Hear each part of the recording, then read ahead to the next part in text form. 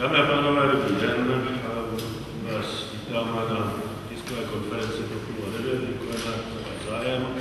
Dnes k vám budu hovořit předseda TOP 09 Karel Schwarzenberg, náš konzultant, spolupracovník a přítel Viktor Rudolf Zajac, člen přípravného výboru TOP 09 a pověřený koordinací zdravotnické problematiky doktor Vladimír Pavelka. Já se jmenuji Kalousek, jsem člen přípravného výboru a dovolím si moderovat tuto tiskovou konferenci. Předávám proto slovo panu předsedovi. Dámy a pánové, kteří už se mnou delší dobu znají, že problém změny stářím obyvatelstva, tedy podoba obrácené pyramidy našeho obyvatelstva, je moje dlouhodobá starost, ke které jsem se několikrát vyjádřil.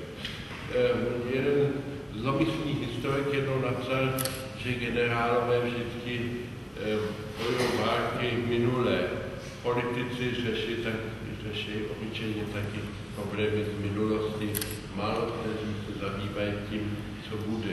Je jedna věc jistá, že musíme náš celý zdravotnický a sociální penzijní systém předělat vzhledem k tomu, že pracující část obyvatelstva se ztvrkává a lidi, kteří budou v důchodu či v penzi, už přístačí vypracovali jejich počet, taky díky velmi dobrému stavu českého zdravotnictví naroste. Z čeho se musí taky vyvést ústečí. Já jsem byl vždycky proti tomu, abychom po každý problém pracně vynalézávali kolo.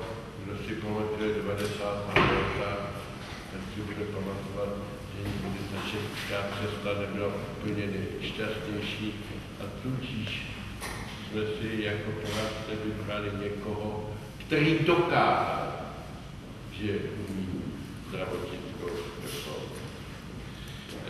Rudolf Zajac na Slovensku, jak známo, vedl praxi, byť potom vláda, která začala v tehdejší opozici, jich trošku pozměnila, hlavní rysy samozřejmě nechala. Mezitím doktor Zajac je žádaný poradce od Španělska přes celou Evropu pro zdravotnické problémy.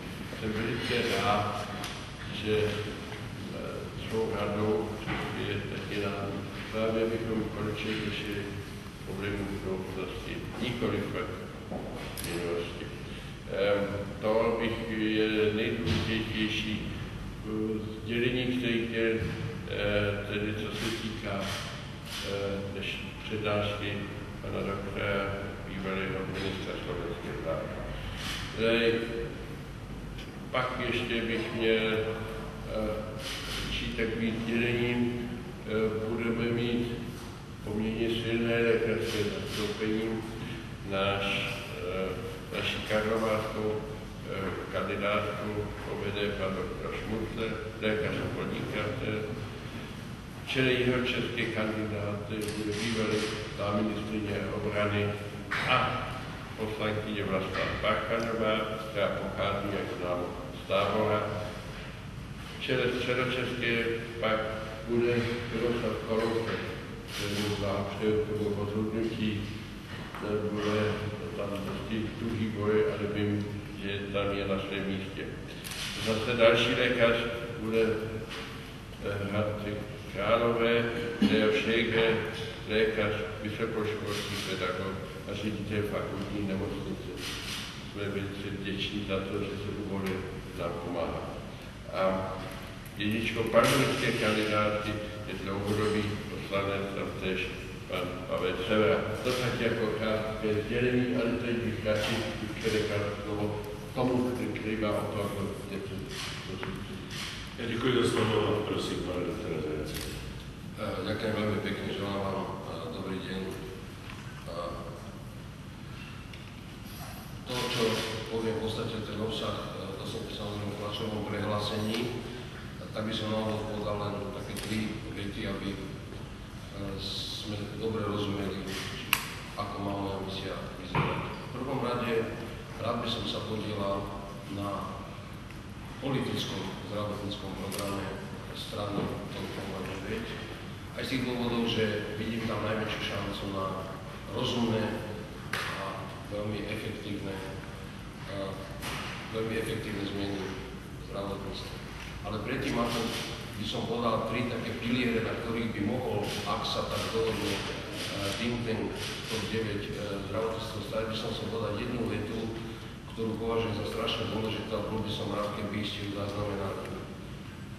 České zdravotníctvo je neporovnateľné so slovenským. Podľa môjho názoru patrí k jedným z najlepších zdravotníctv v Európe a tie zmeny, ktoré by sa mali vykonať, sa musia vykonať veľmi citlivo a nemajú byť nejaké dramatické. Navyše majú slúžiť občanom, pacientom. Navrhli sme, že by budúce programové ciele a v prípade politického úspechu možno aj čas programového vyhlásenia vlády mali byť postavené zhruba na 3 pilieroch. Ten prvý pilier, nazvime ho cesty vedúce k zvýšenej zodpovednosti všetkých účastníkov, k zvýšenej zodpovednosti za zdravotnú starostlivosť, tak pacientov, ako poskytovateľov zdravotnej starostlivosti všetkého typu, tak zdravotných poisťovní a v neposlednom rade aj vlády, alebo štátu, ak chcete, v tej časti, ktorá sa týka financovania za svojich poistencov. Tie kroky vedúce zodpovednosti sú všeobecne známe a myslím si, že budú veľmi prospešné. Druhý pilier ja osobne považujem za najmodernejší pohľad.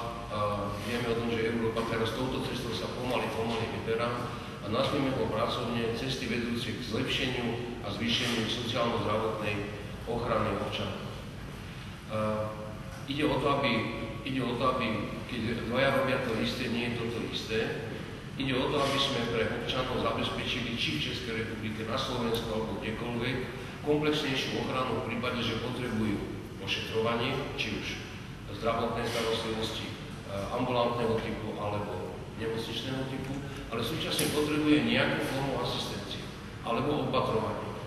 A pri slove opatrovanie musíme vidieť pred sebou rádové 2 milióny v Českej republike 2 až 3 milióny seniorov, ktorí tým, že sa dožívajú významne vyššieho veku, samozrejme ten nárok na tieto činnosti stúpa. V slove opatrovania anglicky look after je zakryté všetko to, čo je dôležité.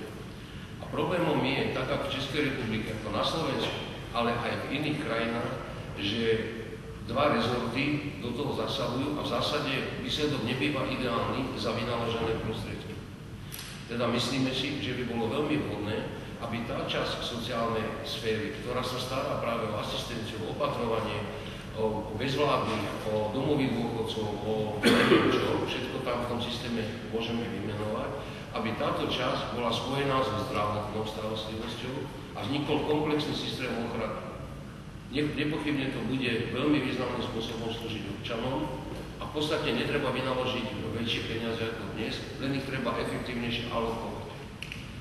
Ten tretí pilier, to je taká vec, ktorú si možno médiá neveľmi všímajú, ale keď som povedal na začiatku, že Česká republika patrí k lídrom zdravotníctva, akokoľvek to pre vás, ktorí ste v sústavnom tlaku tých rôznych sporov, znie neuveriteľne, patrí, pretože vyniká v excelentnosti.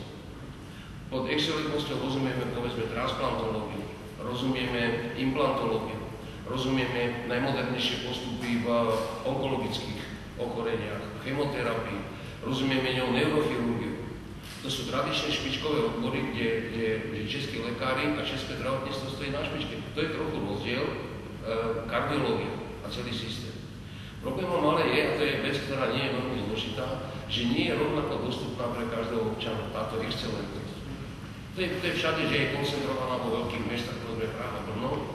A teda úlohou tých zmien, ktoré by zdravotníctve mali nastať, je sa snažiť zabezpečiť dostupnosť excelentnosti alebo lepšiu dostupnosť týchto excelentných, týchto vrcholových medicínskych prístupov a pracovísk prakticky pre každého občana. Každá rozumná vláda túto úlohu nejakým spôsobom bude musieť riešiť, pretože tým zlepší kvalitu zdravotnej starostlivosti. Pretože sa ešte aj